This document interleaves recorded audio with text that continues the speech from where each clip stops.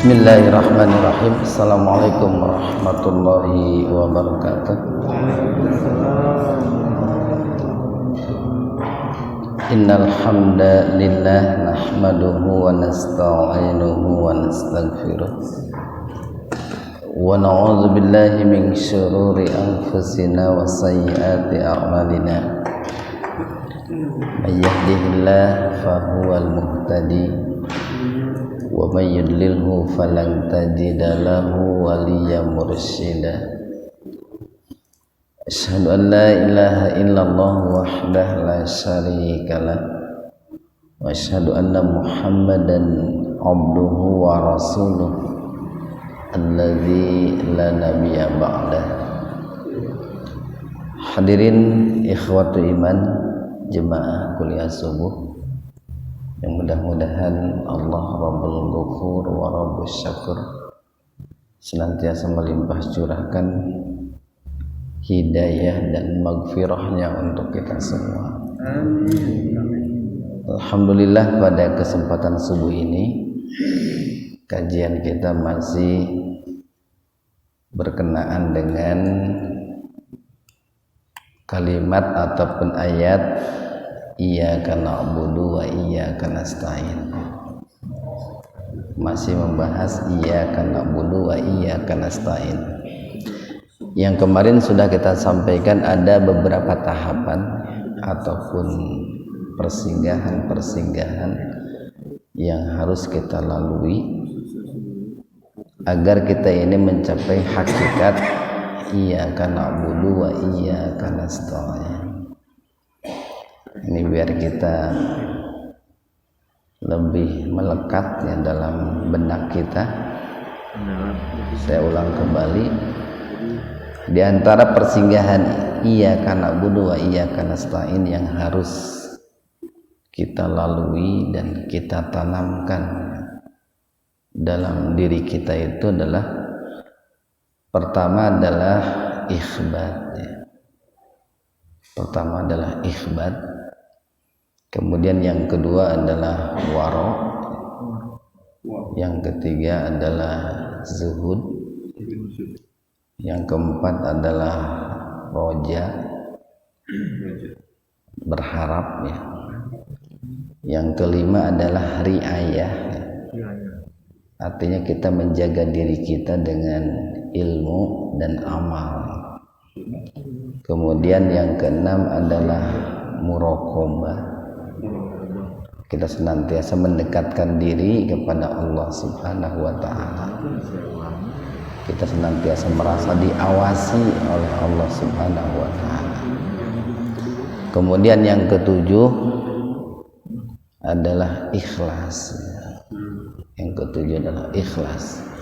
Kita memurnikan baik itu dalam hal akidah, ibadah, hanya untuk Allah Subhanahu wa ta'ala. Yang kedelapan adalah tabatul. Tabatul itu adalah memutuskan sekaligus menyambungkan ya. Memutuskan hal-hal selain Allah. Di dalam ibadah kita itu kita tidak punya niatan lain kecuali mencari ridha Allah dan memutuskan segala hal selain Allah itu, menyambungkan segala hal hanya untuk Allah Subhanahu wa ta'ala. Yang kesembilan adalah istiqomah ya. Jadi kita istiqomah dalam akidah, istiqomah dalam ibadah, istiqomah dalam akhlak yang terpuji. Kemudian yang kesepuluh adalah tawakal, itu kita berserah diri, bersandar diri ke zat yang maha kuat, yaitu Allah Subhanahu wa ta'ala. Tentu dibarengi dengan ikhtiar. Yang kemarin kita sampaikan bahwa tawakal itu ibarat ini, gambarannya bagaikan sebuah tangga ya. Sebuah tangga yang kita sandarkan, kakinya tetap berpijak di bumi ya, di tanah, kemudian ujung yang satunya lagi itu menyandar. Nah, yang dijadikan sandarannya itu kan sesuatu yang kokoh ya, sesuatu yang kuat. Karena kalau yang dijadikan sandarannya itu enggak kuat, maka nanti tangga itu kan akan roboh. Nah, kita pun diperintahkan bertawakal, bersandar itu ke zat yang maha kuat, yaitu Allah, tapi tetap dibarengi dengan ikhtiar, sebagaimana halnya kaki tangga pun tetap berpijak di bumi. Kemudian yang ke-11, persinggahan daripada iyyaka na'budu wa iyyaka nasta'in itu adalah sabar. Sabar. Dan menurut Imam Ahmad, dalam Al-Quran itu ada 70 tempat ya, atau 70 kali Allah menyebutkan kata sabar. Sehingga dari situ ditarik sebuah kesimpulan bahwa dengan begitu banyak dan begitu seringnya Allah menyebutkan kata sabar, berarti kan di situ ada sesuatu yang sangat penting gitu. Sebuah kata yang diulang berulang kali sampai 70 kali itu mengisyaratkan ada sesuatu yang sangat penting. Bahkan menurut ijma ya, menurut konsensus para ulama, bahwa sabar itu hukumnya wajib. Sabar itu hukumnya wajib dan separuh daripada iman, Pak. Separuh daripada iman. Jadi kalau iman itu memiliki 2 paroh, Pak. Iman itu kan memiliki 2 paroh. Separohnya adalah sabar, separohnya adalah syukur. Separohnya sabar, separohnya syukur.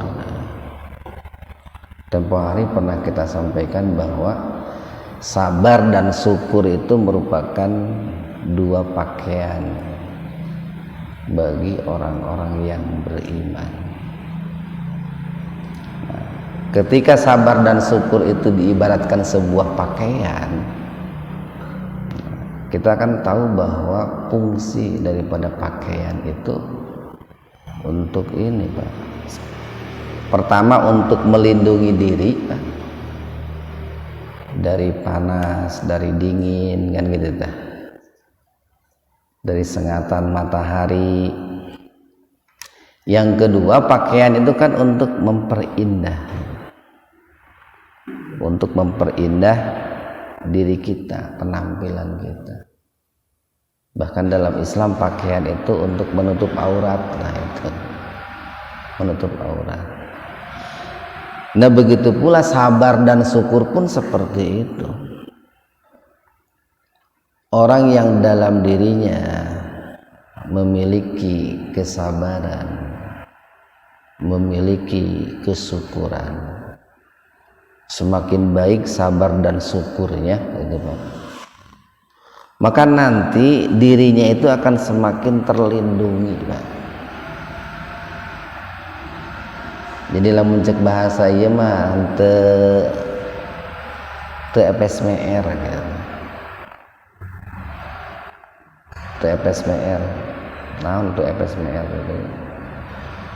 Jadi orang yang memiliki sifat sabar dan syukur itu tahan banting, Pak. Tahan banting, tahan uji. Karena dia sudah punya proteksi itu. Ketika dia mendapatkan kesenangan atau kenikmatan, dia barengi dengan syukur dan tidak lupa diri juga, Pak. Ketika dia mendapatkan musibah, dia barengi dengan sabar dan tidak terlalu bersedih juga. Jadi menyikapinya biasa-biasa saja gitu. tidak over tidak over. Nah itu orang yang sabar itu seperti itu, sehingga nanti orang yang dalam dirinya memiliki sifat sabar dan syukur itu akan nampak tampilannya itu indah gitu Pak. Tampilannya itu indah, kehidupannya itu hidupnya itu kelihatan tenang gitu, hidupnya itu kelihatan bersahaja, damai itu. Walaupun sebetulnya jika dikorek lebih jauh lebih dalam, banyak ujian-ujian ataupun musibah-musibah yang menimpa dirinya itu. Tapi orang lain melihatnya itu tenang gitu, seolah-olah dirinya itu tidak menghadapi musibah gitu. Orang lain itu melihatnya itu indah gitu, seolah-olah dirinya itu tidak menghadapi ujian berupa musibah. Bahkan nanti musibah yang menimpa dirinya Pak, itu akan tertutupi, tidak akan terlihat oleh orang lain, seperti halnya pakaian berfungsi untuk menutupi aib gitu, untuk menutupi aurat. Nah itu kan perlu adanya semacam latihan ataupun riadoh lah, kalau istilah orang tasawuf itu menyebutnya riadoh. Perlu ada latihan untuk meningkatkan kualitas sabar kita ini, yang walaupun tentu nanti kan kesabaran itu bertingkat-tingkat. Atau tempo hari pernah kita sampaikan bahwa sabar itu bagaikan dua sayap. Kita sampaikan sabar itu bagaikan dua sayap kalau dalam burung itu. Bagaikan salah satu sayap. Kita ini punya dua sayap gitu ya. Satu adalah sayap sabar, yang kedua adalah sayap syukur. Nah, sayap itu kan fungsinya satu untuk menghantarkan seekor burung sampai ke tujuan. Yang kedua, sabar itu kan bisa menjadikan burung itu bisa terbang dengan tinggi. Semakin bagus sayapnya, terbangnya semakin bagus. Burung-burung yang bisa terbang tinggi itu Pak seperti gagak gitu ya, elang gitu, itu sayapnya lebih bagus dari burung-burung yang terbangnya di bawah gitu. Nah begitu pula orang beriman, ketika dua sayapnya yaitu sabar dan syukur itu semakin diasah sehingga semakin bagus, semakin kuat, maka nanti derajatnya itu akan semakin tinggi itu Pak. Derajatnya itu akan semakin tinggi. Walaupun para ulama mengatakan bahwa sayap sabar itu lebih tinggi daripada sayap syukur. Sayap sabar itu lebih utama bila dibanding dengan sayap syukur. Tapi dua-duanya harus ada. Dengan kata lain, bahwa yang akan menghantarkan dan berperan lebih besar menjadikan seseorang itu hebat, menjadikan seseorang itu mencapai hakikat iyyaka na'budu wa iyyaka nasta'in, itu yang paling besar perannya itu adalah sabar. Sehingga dalam kehidupan itu begini, biasanya orang yang banyak diuji dengan musibah lalu dia bersabar, itu lebih tahan uji dan biasanya kedepannya lebih maju bila dibanding dengan orang yang diuji dengan kenikmatan lalu dia bersyukur.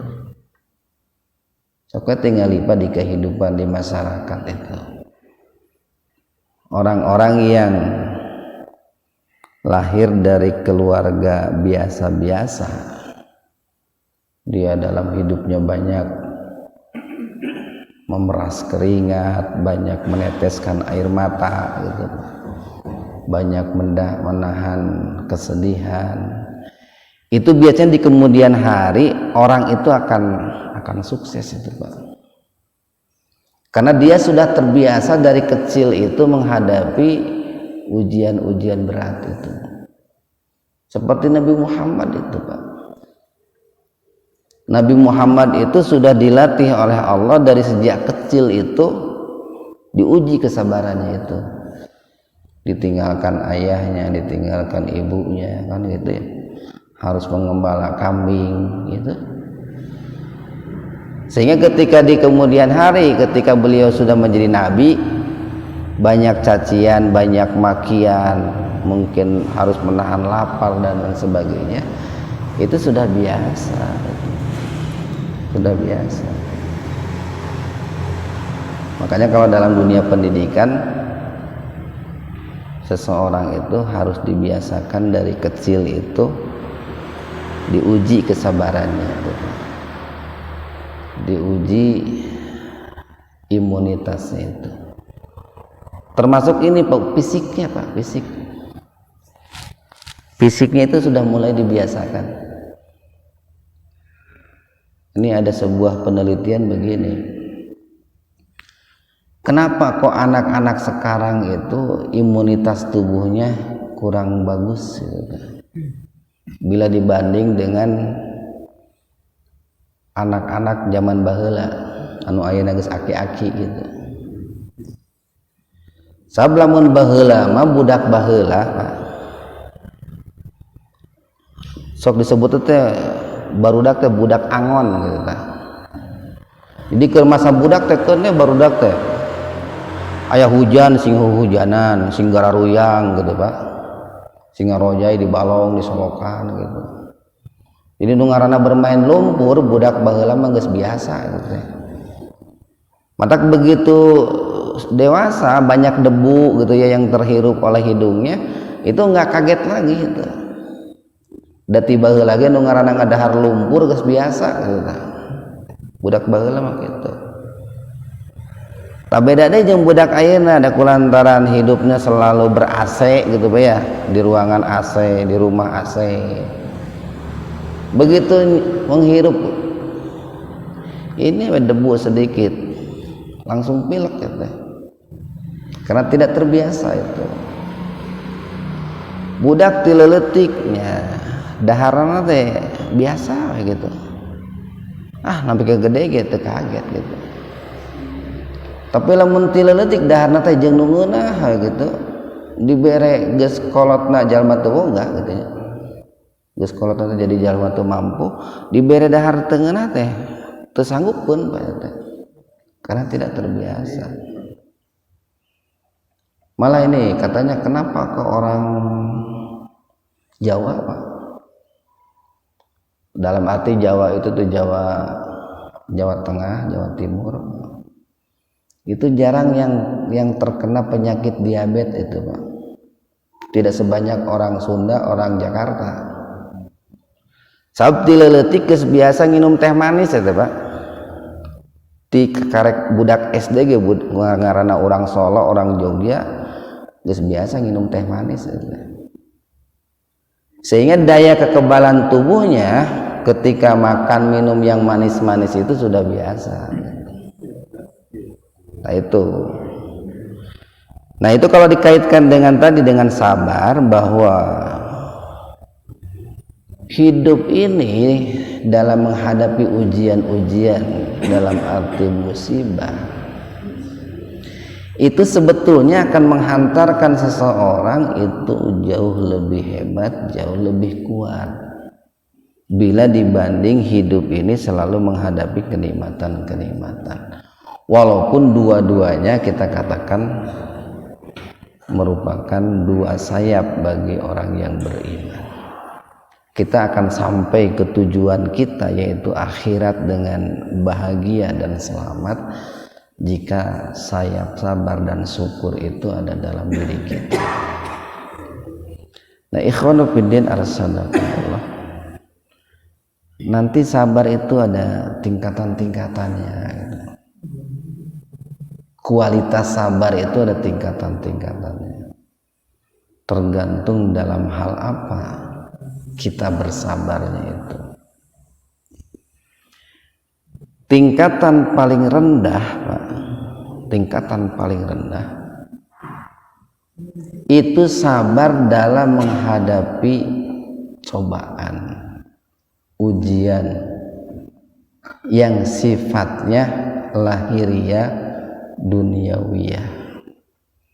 Itu paling rendah itu, Pak. Kenapa dikatakan paling rendah? Karena tidak punya pilihan lain kecuali hanya bersabar. Kita nih ditakdirkan oleh Allah umpamanya sakit,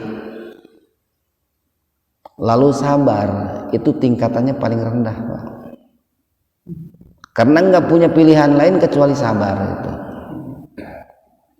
Kita diuji oleh Allah miskin, harus sabar, dan itu tingkatannya paling rendah. Kenapa? Karena memang itu adalah sesuatu atau satu keputusan, satu takdir yang sudah Allah putuskan, yang kita harus terima. Atau kalau saya sering mencontohkan biar mudah begini, ada orang ditakdirkan oleh Allah gitu ya, rambutnya keriting gitu, dia nggak punya pilihan lain kecuali sabar, Pak. Ada orang yang ditakdirkan oleh Allah hidungnya tidak mancung gitu, nggak punya pilihan lain kecuali dia harus sabar, Pak. Nah, ketika dia itu sabar karena hidungnya tidak mancung, itu merupakan tingkatan sabar yang paling rendah itu. Disebut rendah karena tidak punya pilihan lain, Pak.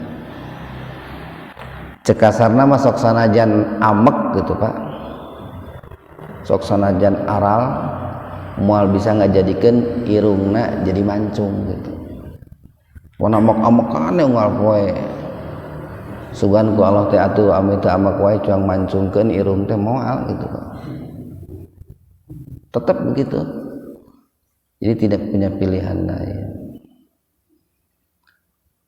Nah, kemudian yang kedua nanti naik gitu, sabar itu dari sabar yang sifatnya lahiriah duniawiyah menjadi sabar yang berkaitan dengan kehendak kita, ada kaitannya dengan ikhtiar kita. Yang kedua adalah sabar dalam menjauhi maksiat. Nah itu, Pak, kalau sabar menjauhi maksiat, di situ kita punya peran untuk memilih atau meninggalkan. Ayeuna we upamanya di jalan ya, orang lagi jalan, aya nu herang gitu, Pak. Erek dipolototan atawa moal pilihan orang kata, Pak. Erek ditingali atawa moal eta tergantung pilihan orang gitu. Tapi lamun irung mancung atau henteu lain pilihan di dinya, Bapak. Geus takdir ti ditu kan. Aya adan di masjid, erek init ka masjid atau moal eta pilihan orang. Nah. Jadi menjauhi maksiat itu sabarnya, orang yang sabar dalam menjauhi maksiat itu lebih tinggi nilainya dari sabar menghadapi musibah. Kenapa dikatakan lebih tinggi? Karena di situ kita diuji apakah akan menjauhi maksiat atau tidak. Dan nanti hubungannya dengan akhirat itu, Pak. Jadi kalau orang sabar menjauhi maksiat, Allah berikan pahala. Pahalanya akan dia petik di akhirat. seperti dulu sabarnya Nabi Yusuf alaihi salam itu Pak. Beliau kan masih muda gitu ya, kemudian digoda oleh majikannya, tuannya itu. Malah kalaupun Nabi Yusuf waktu itu kan belum jadi nabi, walaupun beliau itu melakukan hal yang tidak senonoh dengan majikannya, kasarnya kan waktu itu Yusuf itu masih seorang budak gitu Pak, atau asalnya itu beliau seorang budak, moal kabina-bina anting heboh nah gitu, da ngaranna budak makan beda jeung seorang majikan. Nah waktu itu kan Nabi Yusuf memilih itu, apakah lebih memilih menuruti keinginan majikannya untuk berbuat mesum atau lebih memilih meninggalkan. Nah beliau kan lebih memilih meninggalkan itu Pak. Naik itu Pak derajatnya itu naik. Jadi ketika orang itu sabar dalam menjauhi maksiat, maka nanti akan terlihat indah itu Pak, akan semakin tinggi kedudukannya itu. Dan yang paling tinggi tingkatan kesabaran itu adalah sabar dalam melakukan ketaatan kepada Allah Subhanahu wa ta'ala. Jadi dulu itu ketika Nabi Yusuf sudah menjadi seorang nabi, sudah menjadi seorang gubernur di Mesir Pak, itu kan segalanya punya Pak, ilmu luar biasa, kekuasaan punya, harta banyak. Nah seandainya Nabi Yusuf itu mau membalas atas perlakuan buruk saudara-saudaranya di masa lalu, beliau kan pernah dilemparkan oleh saudaranya ketika kecil itu ke dalam sumur kan. Nah kalau mau membalas itu sangat mudah sekali, harta banyak, kekuasaan punya gitu, pengikut banyak, pengawal banyak gitu. Tapi Nabi Yusuf lebih memilih untuk memaafkan gitu Pak.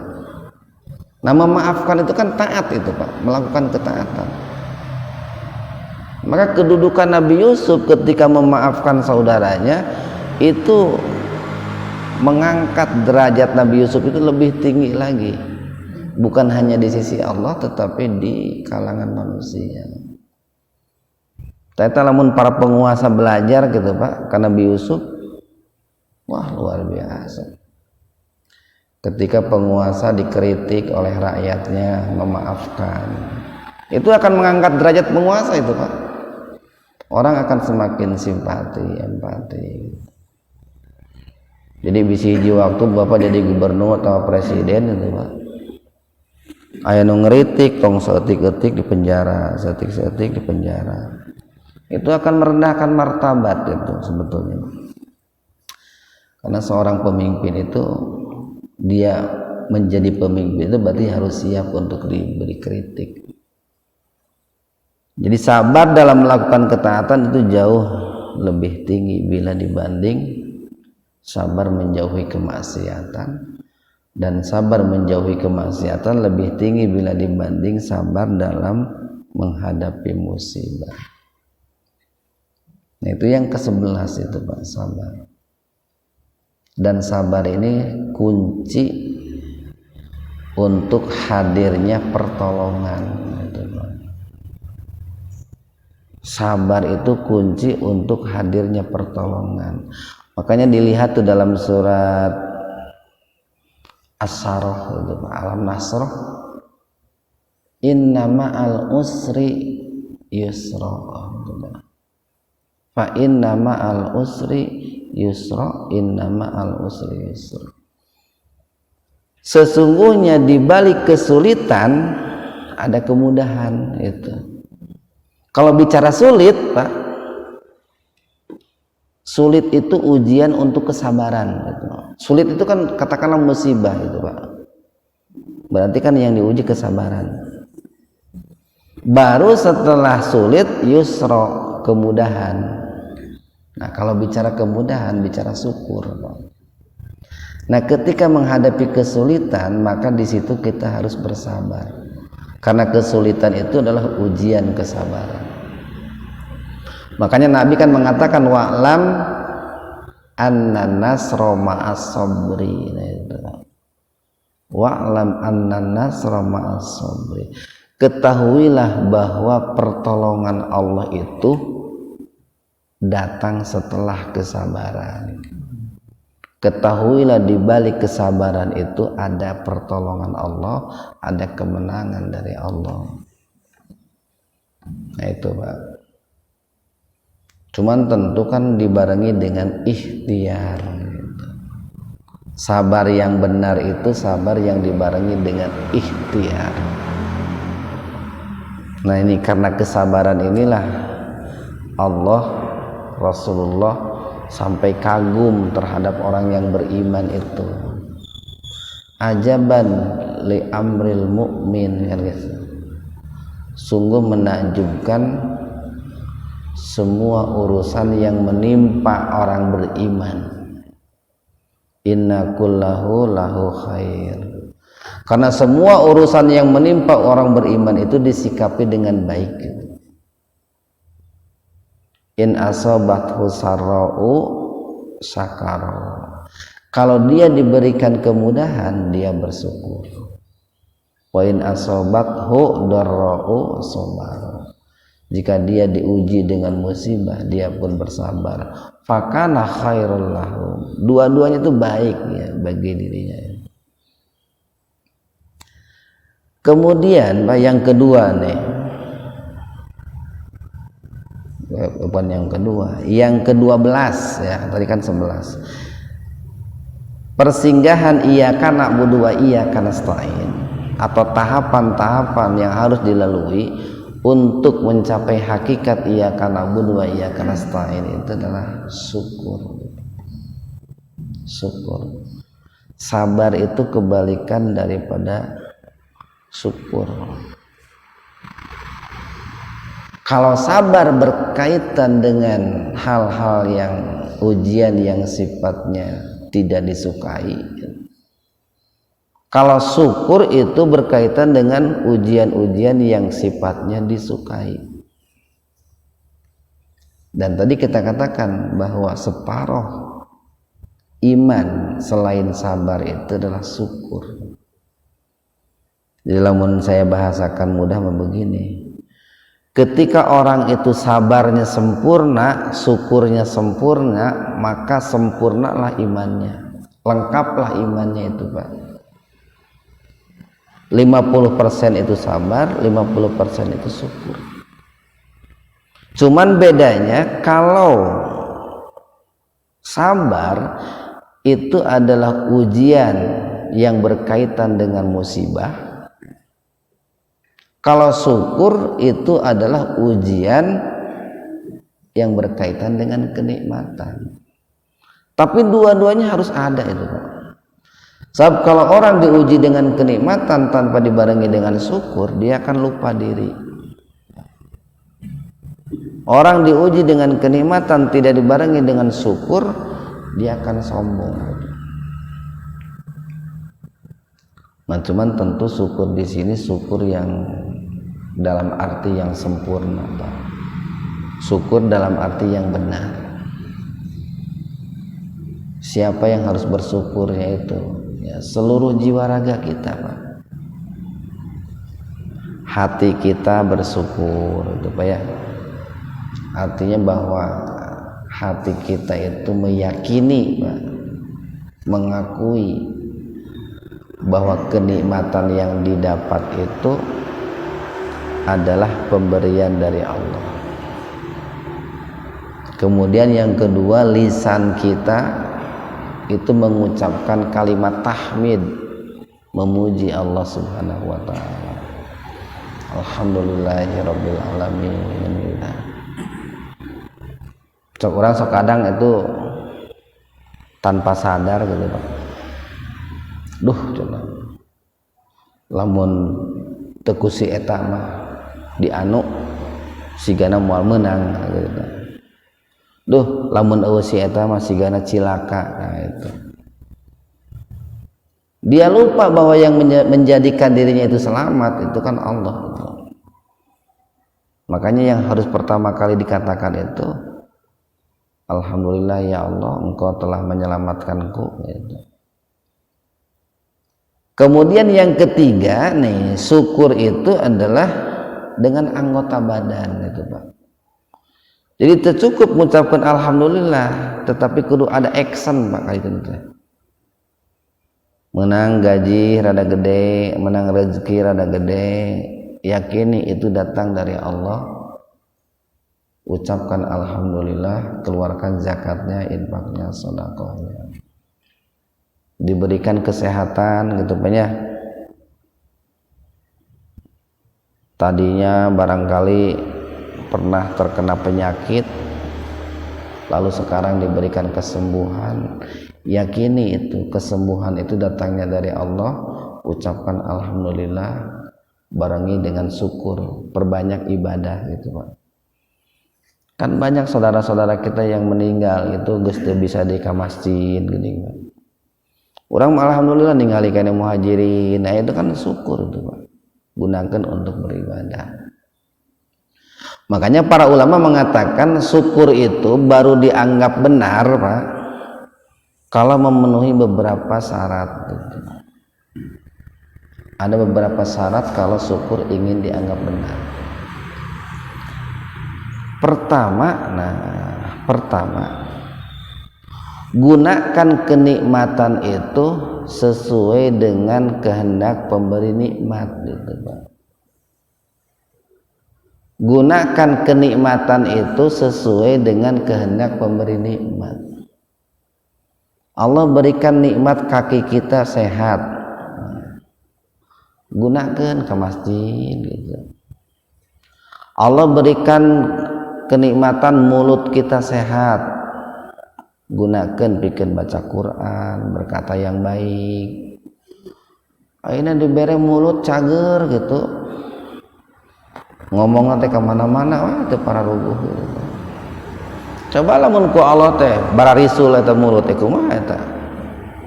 Gunakan yang baik itu, gunakan dalam hal yang disukai oleh Allah. Begitu pula kenikmatan-kenikmatan yang lain. Kemudian yang kedua nih, syarat yang kedua syukur itu dikatakan benar Pak, itu lebih mencintai, meningkatkan kecintaannya kepada pemberi nikmat. Jadi dengan diberikanlah kenikmatan oleh Allah, maka tingkatkan kecintaan kita kepada Allah Subhanahu wa taala. Itu. Yang ketiga, dengan diberi kenikmatan tingkatkan ketaatan kita kepada Allah Subhanahu wa taala. Nah, itu baru orang itu kalau sudah begitu dia syukurnya itu adalah syukur yang benar. Kan sok aya nu ieu oge nya anu rancu gitu ya. Ada orang rancu dapat nikmat, lalu dia mengadakan acara syukuran, bahkan ditanya ieu teh acara naon, tasakur bi nikmat ya gitu, tahadus bi nikmat. Tapi eta dina acara tasakur bi nikmatna teh aya awewe anu marake celana pondok bari joget gitu Pak. Ongko tasakur bi nikmat tapi tata ranjang kan teu nyambung eta Pak. Kan Allah itu tidak ridho gitu ya. Orang memperlihatkan auratnya apalagi di forum banyak orang. Tapi eta acara teh dibungkus dengan bungkus tasakur bi nikmat gitu. Cuma itu kalau direnungkan apakah itu tasakur bi nikmat atau takafur bi nikmat itu. Apakah mensyukuri nikmat atau mengkufuri nikmat? Nah ini yang tidak nyambung, tidak sinkron itu. Nah ini barangkali karena pengetahuan belum sampai gitu. Jadi mestinya yang namanya tasakur bi nikmat itu menggunakan nikmat itu sesuai dengan kehendak pemberi nikmat. Kalaupun di situ ada sebuah kesalahan, gitu lah. kesalahannya itu kesalahan yang karena ketidaktahuan atau karena ketidaksengajaan gitu. Daya nama atuh nu ngaranna